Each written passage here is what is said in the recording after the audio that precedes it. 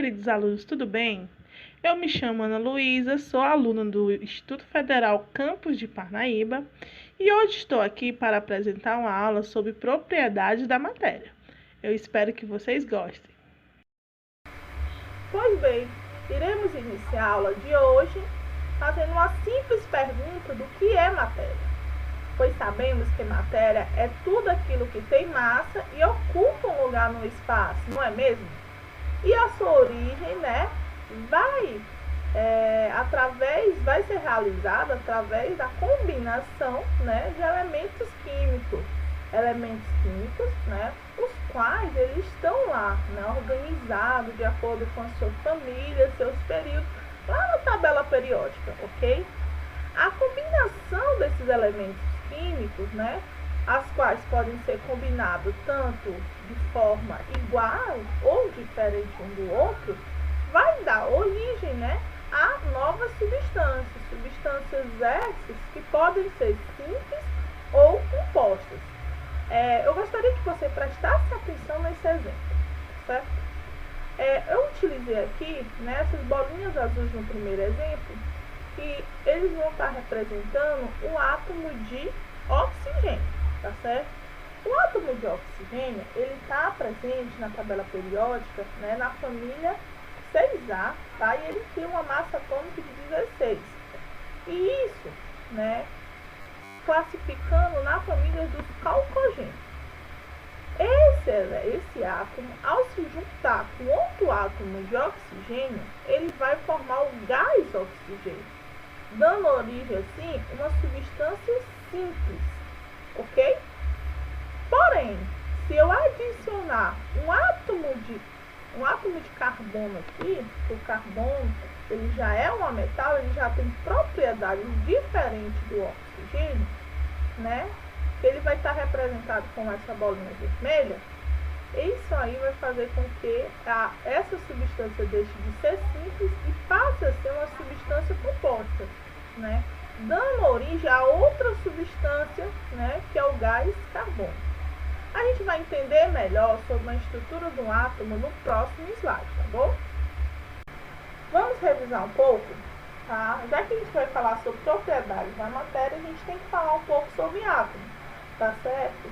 Eu trouxe essa imagem aqui para a gente poder compreender melhor como é que o átomo em si, a sua estrutura está organizada e como é que as suas partículas interagem umas com as outras, tá certo? O átomo é uma palavra de origem grega, que significa indivisível por ser tão pequeno, tá certo? E ele é composto, por partículas subatômicas, as quais são os elétrons, que são essas linhas que estão em movimento, e no núcleo, que a gente pode observar, são os prótons, que são essas bolinhas rosas, e os nêutrons, que são essas bolinhas verdes, certo? Mas, Ana, como é que ocorre essa interação entre esses elétrons e esses prótons?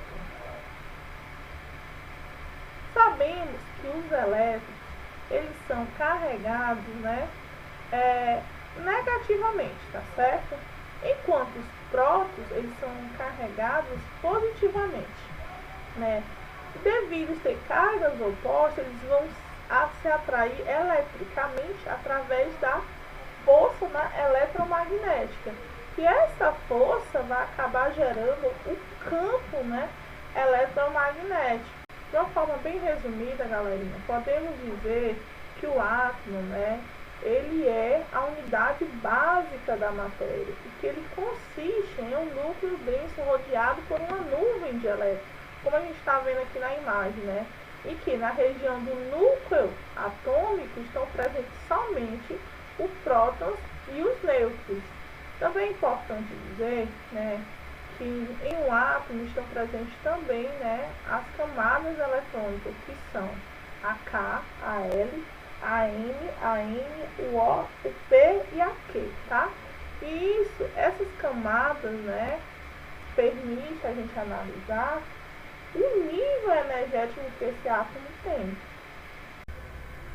Queridos alunos, a gente vai falar agora sobre a propriedade da matéria, tá? E a classificação dessas propriedades. A matéria existe duas classificações de propriedade, tá? A propriedade geral e a propriedade específica. A propriedade geral estão relacionadas às características que toda a matéria apresenta, independentemente, né, do seu estado físico. Diferentemente da propriedade específica, que já aborda as características da matéria única, né, características próprias.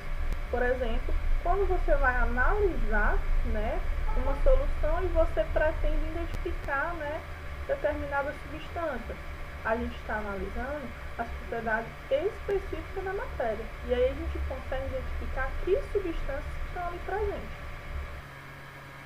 Agora iremos falar sobre a inércia. A inércia, né, é uma das propriedades gerais da matéria que ela é muito estudada pela primeira lei de Newton, né? Ou seja, pelo princípio da dinâmica, onde ela se refere-se à resistência de um corpo oferecer alterações no seu estado de repouso ou movimento. Mas como assim? Né? Se o corpo, né, ele estiver parado, ele tende a permanecer parado. Então, se ele estiver em movimento, a sua velocidade, né, ele tende a manter essa velocidade constante, como a gente está mostrando aqui na imagem, ilustrando para vocês entenderem melhor. Agora iremos estudar a propriedade da matéria, que é a massa, tá certo? Essa propriedade ela está diretamente relacionada com a propriedade anterior, que é a inércia, pois é uma propriedade que se diz respeito à quantidade de matéria que um corpo possui, pois quanto maior for a sua massa, né, que está representado por quilograma, né, que é esse símbolo, né, do sistema internacional, maior será a sua inércia.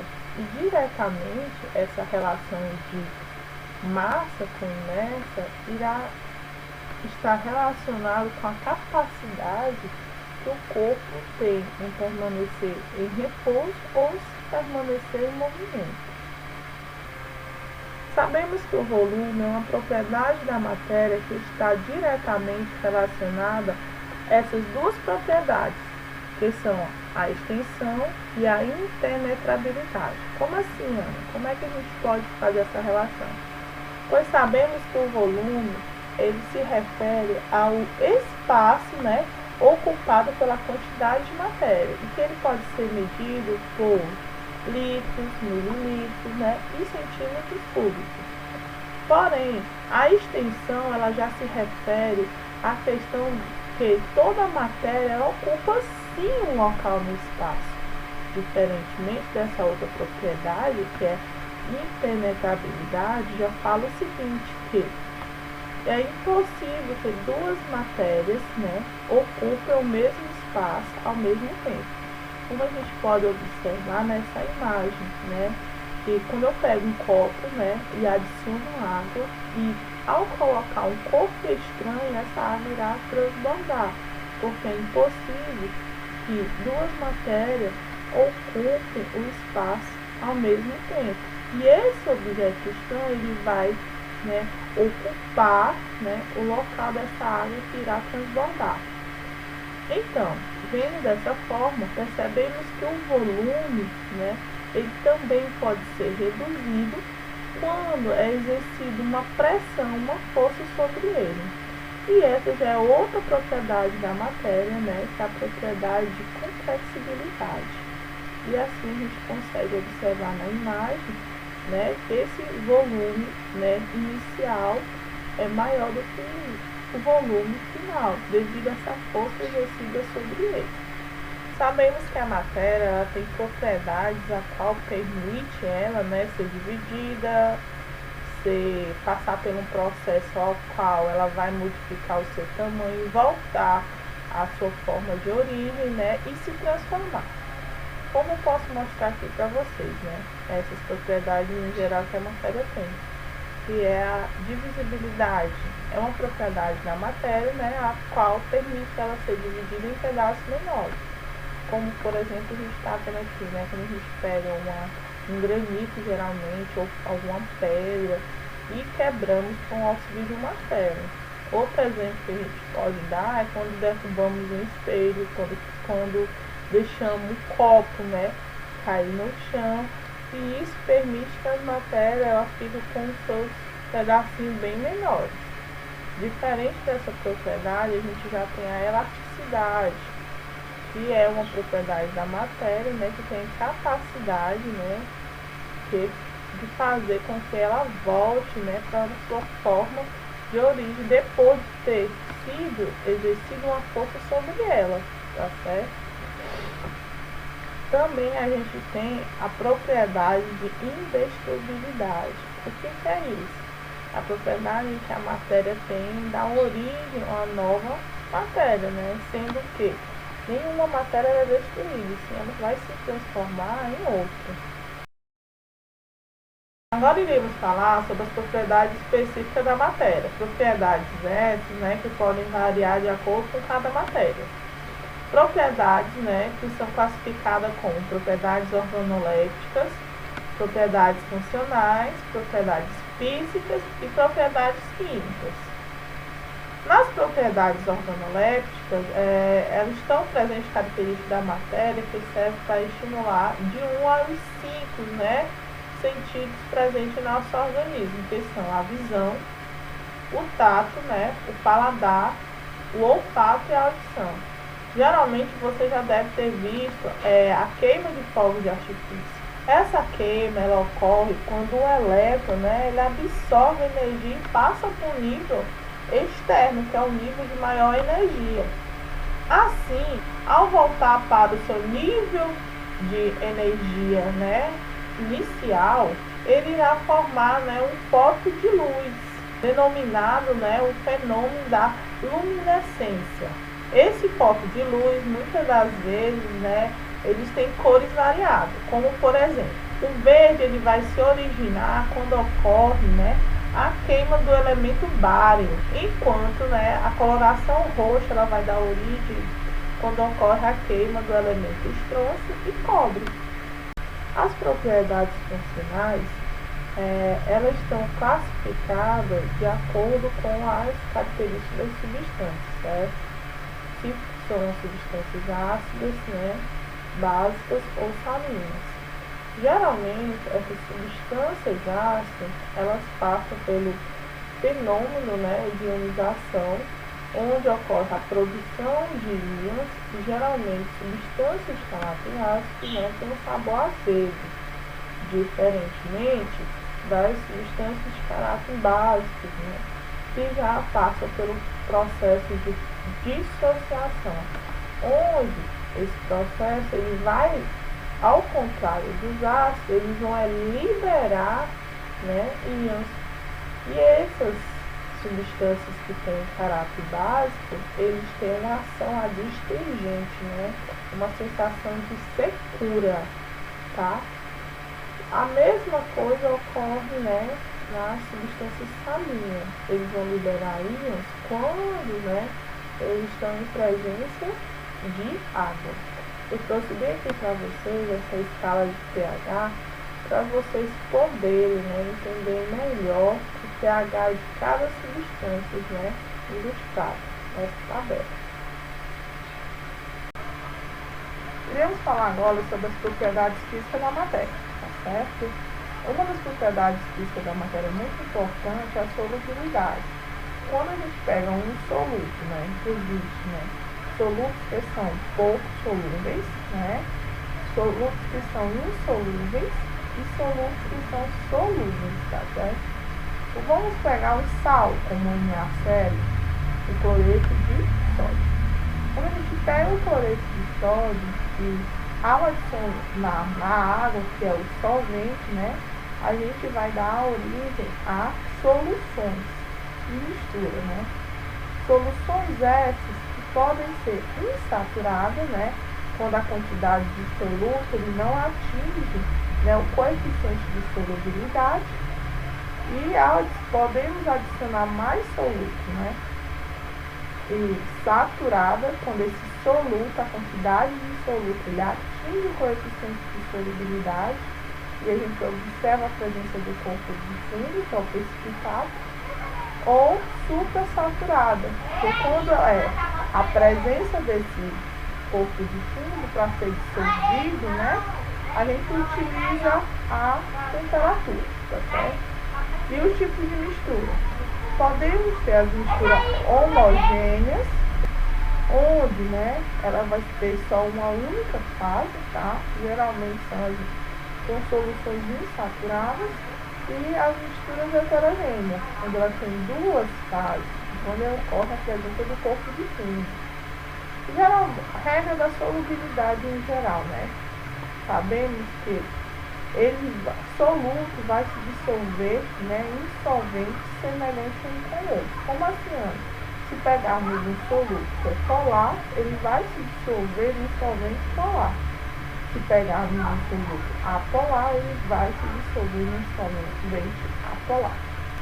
Também a gente tem que falar sobre a densidade, né? Densidade é a massa dividida pelo volume. Vamos observar que a gente falou sobre as soluções insaturadas e supersaturadas. Quando pegamos a massa dessas duas soluções, percebemos que a solução supersaturada tem a massa maior. Consequentemente, se utilizar uma mesma quantidade de volume, né, essa solução terá maior densidade do que uma solução insaturada. Já a dureza é uma propriedade física, né, que ela mostra a capacidade que a matéria tem, né, em irritar outra matéria, como por exemplo, se a gente utiliza, né, a pedra e o vidro, a gente já pode observar como é que é a dureza dessas matérias, certo? O ponto de fusão, né, e o ponto de ebulição, eles estão associados com a temperatura, né, e pressão, né? O ponto de fusão é quando a matéria ela atinge uma temperatura que irá, né, modificar o seu estado, né, seu estado físico, o qual sairá do sólido para o líquido. Já no ponto de ebulição é quando essa matéria ela sai desse estado líquido e já atinge o estado a vapor. A quimicidade já é uma propriedade física, né, que ela já analisa a questão da resistência da matéria aos impactos. As propriedades químicas da matéria, né, caracterizam a matéria quando essa matéria ela passa por uma transformação, né, e isso acaba modificando a sua composição. Essa transformação ela pode ocorrer na presença de um catalisador, né, de uma eletrólise, de uma temperatura. Vamos ver um exemplo que eu coloquei aqui embaixo, né, para a gente poder entender melhor sobre essa propriedade. Por exemplo, a produção do etanol a partir da cana-de-açúcar é uma propriedade química que a gente consegue observar na matéria. Como também a produção, né, a transformação do vinho em vinagre, também o apodrecimento das frutas, por mais que seja um processo natural, mas é uma propriedade da matéria química. Agora chegou o momento da nossa aula, a gente vai fixar melhor nosso conteúdo fazendo exercícios, tá certo? Exercícios simples, mas extremamente importantes para a gente compreender melhor sobre as propriedades da matéria, tá certo? Na primeira questão, eu falo o seguinte: identifique quais são as propriedades a seguir que não é uma propriedade geral da matéria. Sabemos que a matéria tem propriedades gerais e propriedades específicas. Propriedades gerais geralmente é aquela propriedade, né, que toda matéria tem como característica, tá certo? Então, a letra A fala indestrutibilidade, a letra B fala extensão, a letra C fala combustibilidade, a letra D fala divisibilidade. Então, sabemos que a letra A, a letra B, a letra D, elas são sim propriedade geral. Porém, a letra C ela não é uma propriedade geral, ela é uma propriedade específica. E nessa segunda questão, né, a gente está vendo aqui que o Matheus já está até dormindo. Sempre tem aquele aluno que está dormindo na sala de aula, né? Aquele que está intimando e aquele que está junto com a professora. Então vamos lá. Nessa segunda questão aqui, tá? Certo? Fala o seguinte: um pedaço de isopor, ao ser colocado na água, fica na superfície. Mas se jogarmos um pedaço de ferro, né? O ferro já tem propriedade diferente do isopor, tá certo? O mesmo descerá até o fundo. A que propriedade deve esse fenômeno? Vamos lá. Letra A, impenetrabilidade. Letra B, densidade. Letra C, descontinuidade. E letra D, maleabilidade. E aí, qual que vocês acham? A letra certa é a letra D, de densidade.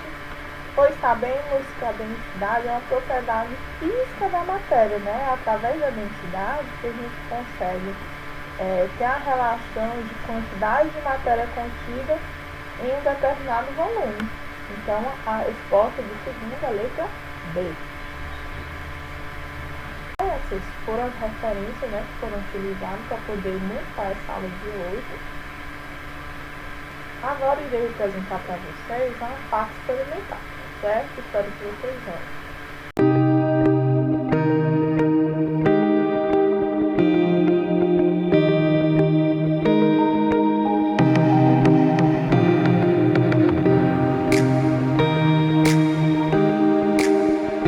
Olá pessoal, tudo bem?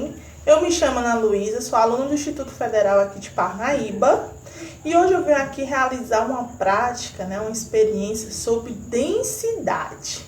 É isso mesmo, densidade, essa propriedade da matéria que é tão importante.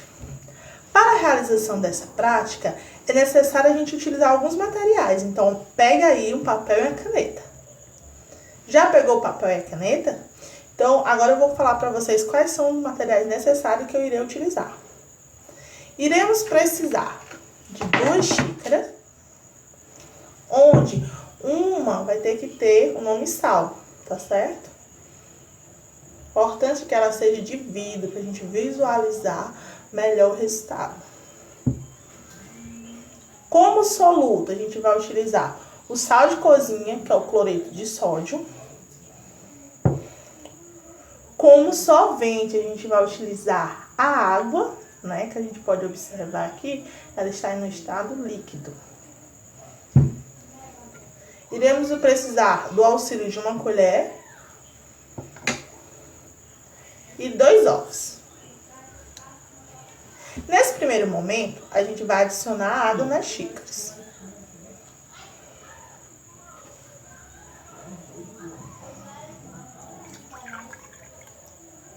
É importante destacar que a gente coloca a mesma quantidade, em cada xícara. O segundo passo vai ser adicionar o cloreto de sódio nessa xícara que tem o nome sal, tá? Somente nela. Com o auxílio de uma colher, irei adicionar 2 colheres, bem cheia, formando assim uma solução super saturada. Iremos agitar.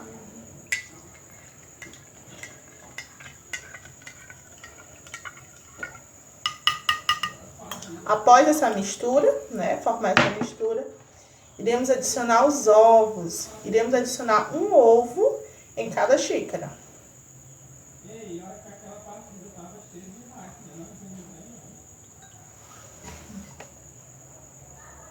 Você conseguiu visualizar a diferença? Observe que nessa xícara que não tem sal, o ovo ele permanece lá no fundo, Então, o que a gente observa? Em relação à densidade, que é a propriedade da matéria que a gente está falando, a gente percebe que a densidade do ovo ela é maior do que a densidade da água. Por isso que ele está aqui no fundo da xícara. Enquanto o ovo que está na solução de cloreto de sódio, a gente percebe que ele está flutuando. Nesse caso, a gente percebe que o ovo ele se tornou menos denso do que a solução, certo? Como foi que ocorreu isso? No momento que eu adicionei o sal, que é o cloreto de sódio na água, isso acabou interferindo diretamente na densidade dela. assim tornando-se essa densidade maior, consequentemente fazendo com que o ovo flutue, como vocês estão vendo aqui, tá? Ó, diferente desse outro que não tá flutuando, ó. Tá certo? E aí, galerinha, vocês gostaram dessa experiência? Se você gostou, deixa o like, compartilha com seus amigos. E não esquece de se inscrever no canal. Se você gostou dessa aula, aproveita para dar uma olhadinha nas outras aulas que tem aqui no nosso canal sobre química. Eu tenho certeza que você vai gostar. Tchau, tchau!